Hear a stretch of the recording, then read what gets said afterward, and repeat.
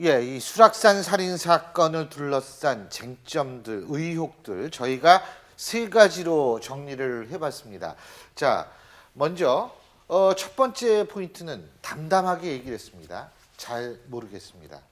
무슨 의미일까요, 이게? 네. 아니, 이게 담담한 거는 그 강남역 살인 사건 때도 그 범인이 담담했어요. 네, 그렇습니다. 예. 지금 경찰 수사에서 어떤 게 드러났냐면 본인이 1km 산 정상에 하루 전에 있다가 내려오면서 5시 예. 30분이 넘은 상태에서 피해자 64세 된 여성을 만났는데 예.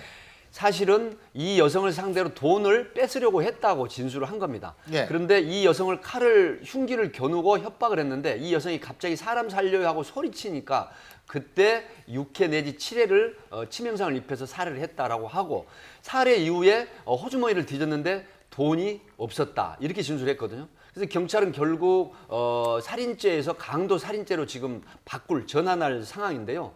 저는 여기서 지금 한 가지 의심스러운 게 있습니다. 이 사람이 2001년도 경북 청도에서 64세 된 그 당시도 여성을 살인을 하고 강도 살인하고 2만 원을 훔쳤거든요. 예. 그런데 이 수영 생활을 오래 한 사람들은 상당히 안에서 어떤 그 형량에 대한 범죄 학습을 합니다.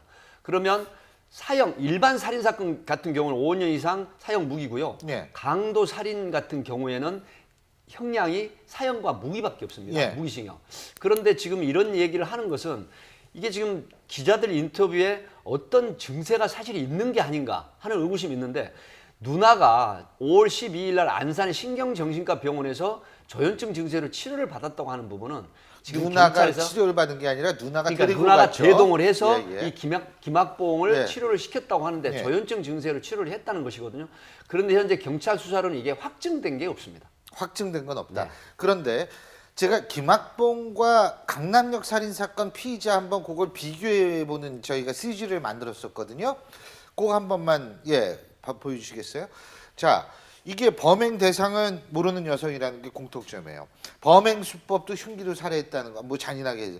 그리고 지금 팀장님께서 말씀을 하셨지만 어쨌든 정신분열 증세, 조현병이라고 불리는 정신분열 증세가 있고 지금도 환청이 들린다. 누나는 그렇게 얘기를 하고 있거든요. 그렇게 보도가 돼 있죠. 이런 공통점이 있는데 궁금한 것. 자, 보십시오. 화면에서 한쪽은 마스크 쓰고 모자 쓰고 얼굴을 가리고 있습니다. 다른 한쪽은 얼굴을 공개하고 있습니다. 차이가 뭡니까? 굳이 차이를 찾는다라고 한다면 예. 지금 강남역 같은 경우가 조금 더 확실하게 당시에 치료를 요하는 상태였다. 그러니까 예. 동유증이 심각하기 때문에 약물 치료를 반강제적으로까지 받다가 중단한 지 얼마 안 됐던 상태였다는 거고 그다음에 수락산 이제 김학봉 같은 경우에는 그게 증상이 워낙 오래돼 있어서 경찰도 지금 조현병이 어떤 범죄에 영향을 끼쳤는지 안 끼쳤는지를 사실은 명확하게 판단이 아직 안 선 상황이고요. 두 번째는 굳이 본다면 제가 봤을 때 김학봉 같은 경우에는 사실 15년 형을 살고 나온 지 얼마 되지 않았습니다. 이른바 3년 이내에 누범이고 같은 범죄로 처벌을 받을 상황이라서 다시는 사회에 복귀할 가능성이 거의 없다라고 보시면 됩니다. 근데 지금 어쨌든 강남역 살인사건 피의자 같은 경우는 만약에 조현병으로 인한 것이 더 심각하다고 본다면 그래서 이런 말씀을 하는 저는 어떻게 생각할지 모르겠지만 다시 사회에 복귀할 가능성이 있거든요. 그래서 아마도 얼굴을 끔찍한 얘기죠. 짧게 공개를 안 하는 말씀드리면 것도 볼 수 있죠. 짧게 말씀을 드리면 지금 그 강남역 묻지마 살인 사건 같은 경우에는 예. 정확하게 그 의료보험관리공단에서 정확하게 해시놓은 게 19개월 동안 조현병으로 입원 치료를 받은 전력이 있다. 그렇다고 하면 범행이 본인의 어떤 의도가 아닌 정신질환에 의한 범행으로 보는 것이고요. 지금 김학봉 같은 경우에는 확증된 조현병 치료 전력이 없습니다. 근데 병원에 가서 약을 타왔다면 그건 네. 그거 남을 거 아니에요. 네, 이제 그게 10일치를 처방받아서 3일치를 먹었다고 지금 예. 가족이 진술을 했거든요. 그런데 이게 현재 진행 중인 상황이지만 조현증이라는 정확한 증세가 확인이 안 된 겁니다.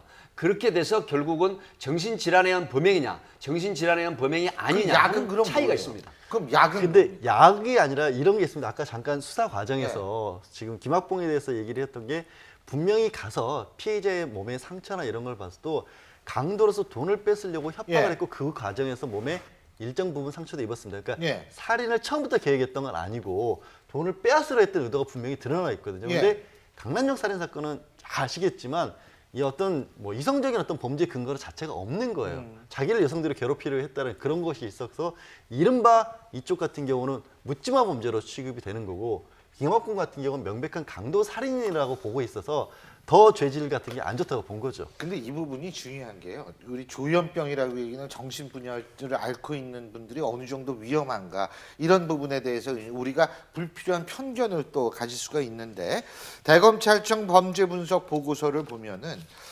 실제적으로 이 정상일 때 살인 사건이 발생하는 경우가 월등히 높다는 거예요. 살인 범죄자의 범의식 상태, 정신 장애나 주치, 정상 그러니까 7.5% 정도밖에 안 된다는 건데 결국 그래서 저는 좀 걱정인 게 안 그런 그 정신분열증 환자들도 있을 텐데 지나치게 또 한쪽으로 이게 화살이 몰려가지 않을까 이런 걱정이 좀 그런 들거든요. 식으로 지금 이제 예. 이 사건을 보면서 뭐 예. 정신질환자에 대해서 뭐 여러 가지 보호와 예. 관리 이런 것들이 강화돼야 된다는 이야기도 있습니다만 예. 물론 뭐 미비된 점은 뭐 예. 바로 잡아야 되겠죠. 바로 잡아야 되겠지만 예. 그러니까 정신인의 좀 장애를 갖고 계신 분에 대한 편견을 강화할까 싶어서 거기 상당히 그렇죠. 좀 우려되는 측면이 있고요. 저는 오늘 사실 이 지금 김학봉이죠. 예. 그러니까 이분의 지금 예. 그 출두 장면으로서 저 그림을 이 방송에서 처음 보는데요. 기사만 봤고. 예. 근데 지금 보니까 저분의 표정을 보니까 저는 조금 사실 좀 놀랐습니다. 흉악범이라기보다는 일종의 양심범 비슷한 너무 담담해도 저렇게 담담할 수 있을까 하는 생각이 예. 들 정도거든요. 근데 상당히 마음이 불편합니다. 사실 예. 저런 분들의 얼굴을 굳이 저렇게 공개를 해야 될까? 그런 부분들에 대해서 우리가 지금 한번 좀 따져봐야 될 거 아니냐. 예. 지금 이제 우리나라 예. 헌법에 예. 지금 이제 무죄 추정의 원칙이라는 게 있지 예. 않습니까? 그리고 또 하나는 또 알겠습니다. 지금 이제 뭐 여러 가지 예. 부분들이 상당히 그 지금 공개를 예. 둘러싼 논란이 많은 부분들이 예. 있기 때문에 이 부분에 대해서 한 번쯤은 알겠습니다. 점검을 할 필요가 있지 않나 생각이 듭니다. 자, 어쨌든 이 부분 저희가 좀 더 신경 쓰고 봐야겠죠. 근데 불필요한 편견을 갖는 것은 사회적으로 정말 좋지가 않습니다.